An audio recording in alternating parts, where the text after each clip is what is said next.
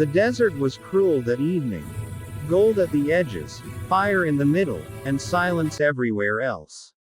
The wagon had burned down to a black skeleton, its wheels melted into the dust. What little remained glowed faintly, tiny orange embers stubborn against the twilight wind.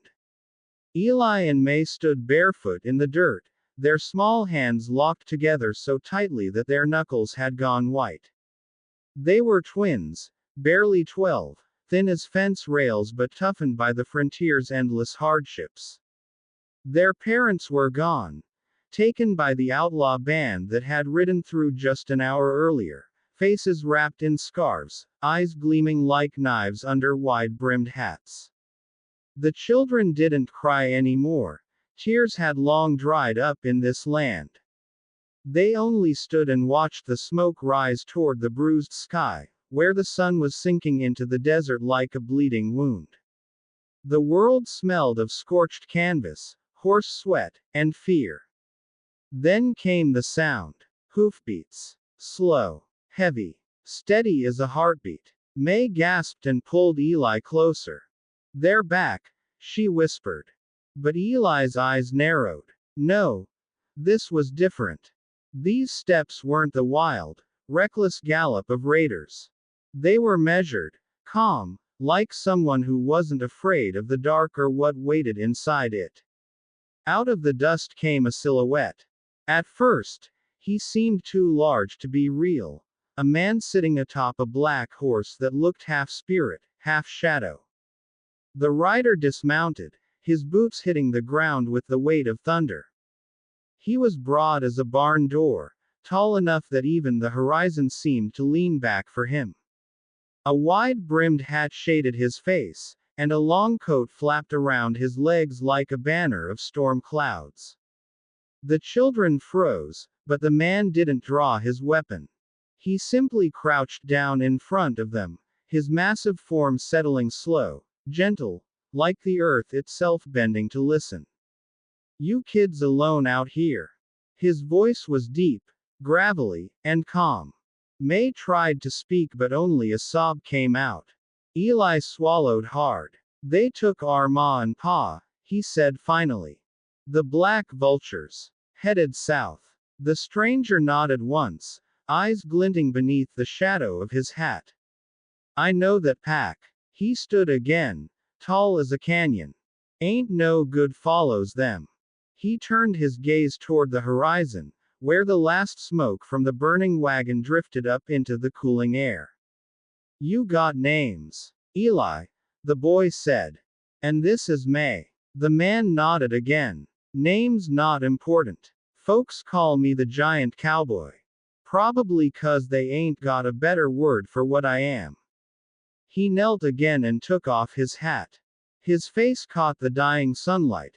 Scarred, weathered, but not cruel.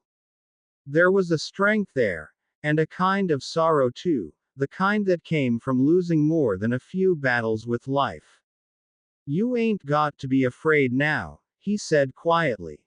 "You're under my protection." May blinked at him, uncertain whether to believe. You're real big," she whispered. A small smile touched the corners of his mouth. "Big enough to keep you safe, I reckon." Without another word, he scooped them up, one child in each arm, like they weighed nothing more than a couple of lost kittens. He carried them toward his horse, whose breath misted in the cool desert air. The animal's eyes reflected the firelight, steady and patient. "Name's Dustfire," the cowboy said as he swung into the saddle. "Strong back. Steady feet. Don't spook easy. Just like us." He set the twins in front of him, wrapping one long arm around both.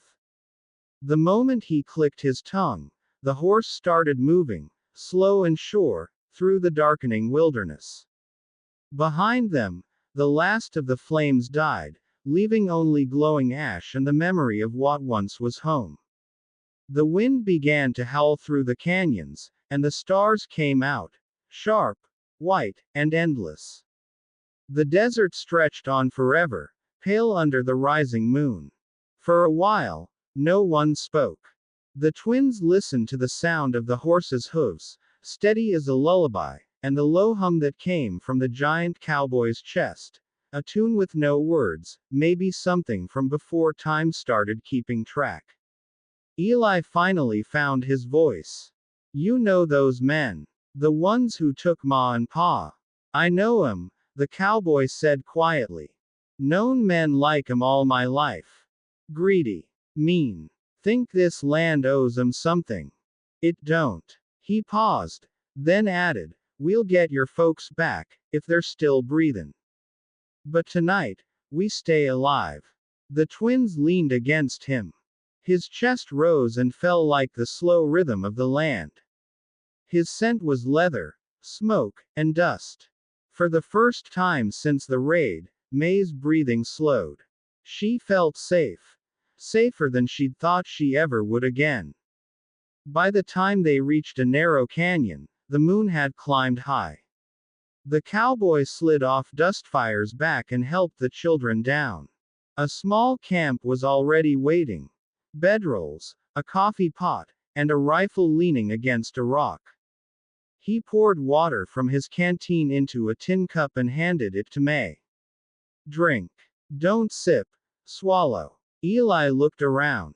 You live out here. Sometimes, the man replied, feeding twigs to a small flame. Sparks leapt and cracked like fireflies.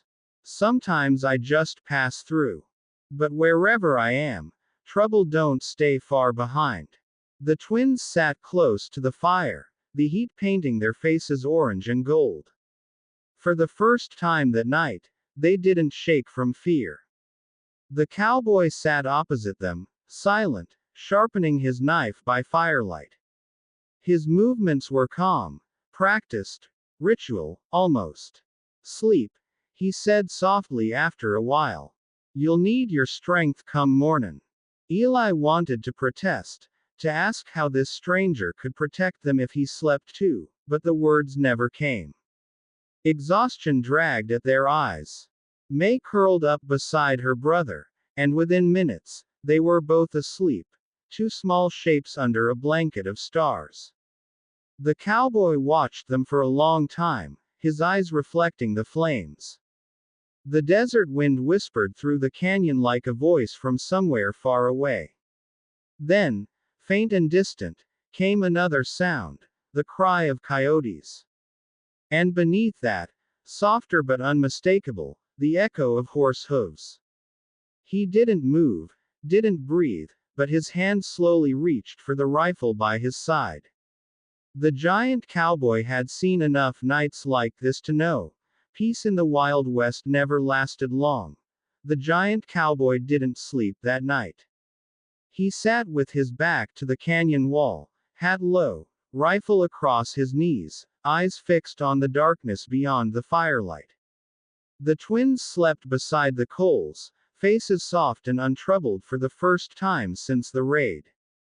Every so often, the cowboy glanced at them and then out toward the ridge, where the wind carried faint whispers, coyotes, maybe. Or something worse. The desert was quiet in a way that wasn't natural.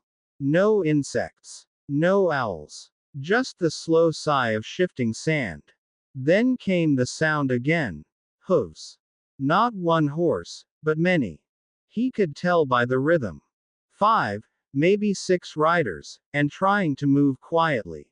He stood, boots crunching softly in the dust, and whispered to himself, "So you found me." By the time the first torch appeared over the ridge, he already had his rifle loaded and his coat buttoned. He leaned close to the children, voice low but steady. Eli. May. You stay behind that rock and don't move till I say. No matter what happens. Eli blinked awake, confused, but the cowboy's calm tone left no room for argument. Is it them? He whispered. It's them, the giant said, his voice like rolling thunder.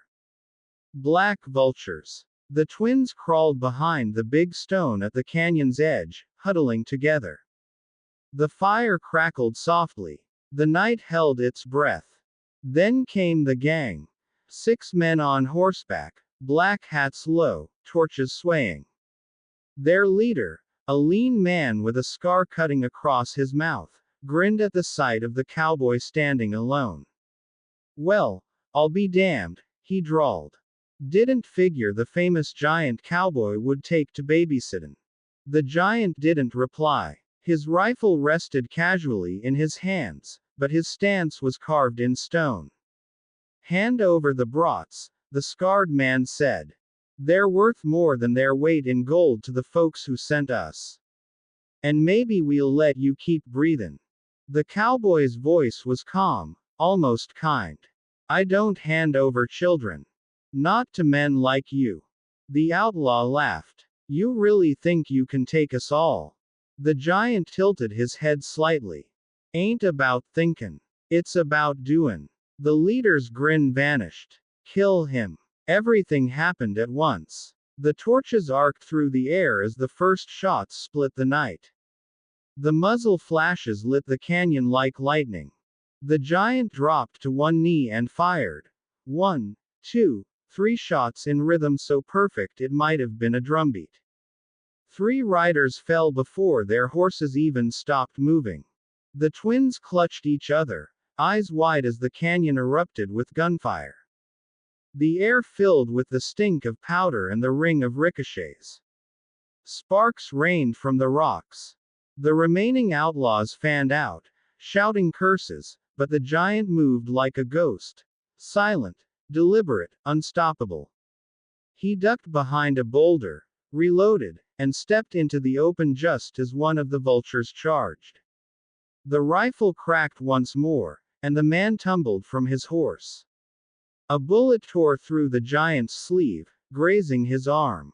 He didn't flinch. He swung the rifle up and fired again, his silhouette outlined in flame and smoke. Another outlaw fell. The last man standing was the leader. He'd dismounted, crouched low behind a rock, revolver in hand, breathing hard. The giant's voice came from the shadows. Ain't too late to ride out. The man snarled, ain't too late to die either. He popped up and fired twice. The bullets missed by inches. The giant fired once. The echo rolled through the canyon like thunder, and the outlaw collapsed, his revolver skittering across the dirt. Silence returned, heavy and deep.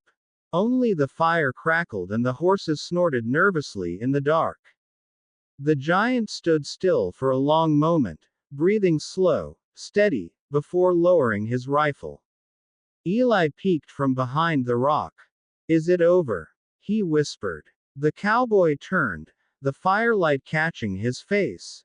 Dusty, blood-streaked, but calm. It's over, he said. For tonight. May ran to him and froze when she saw the blood on his sleeve. You're hurt. He looked down and gave a small smile. Ain't nothin' new. He tore a strip from his coat, tied it around the wound, and ruffled her hair gently. Told you I'd keep you safe. The twins watched as he gathered the fallen guns, tossed the outlaws, torches aside, and whistled for Dustfire. The black horse appeared from the shadows, calm as ever. By dawn, the canyon was painted gold again. Smoke curled up from the dying fire as the giant cowboy saddled the horse. The twins stood beside him, tired but alive. Where will we go now? Eli asked. The giant looked east, where the sun was rising over the desert, soft, warm, and endless. There's a town past the river, he said. Good folks there. Sheriff owes me a favor. You'll be safe. May frowned. You're not comin' with us. He adjusted his hat and smiled faintly. Can't. Trouble's still out there, and it don't rest long. But you too, you got a life waitin'. Don't waste it. The twins hugged him tightly, small arms barely reaching around his waist. For the first time, the giant cowboy's hard face softened. He rested a big hand on each of their shoulders. Remember, he said quietly, the dark only wins if you stop ridin' toward the light. Then he mounted Dustfire, gave a nod, and rode away through the mist, his massive figure shrinking against the rising sun until he was just another shadow on the horizon. The twins watched until he vanished, the wind carrying the faint rhythm of his horse's hooves, a steady, unbroken beat. And somewhere, far ahead in the dawn, the legend of the giant cowboy began to ride again.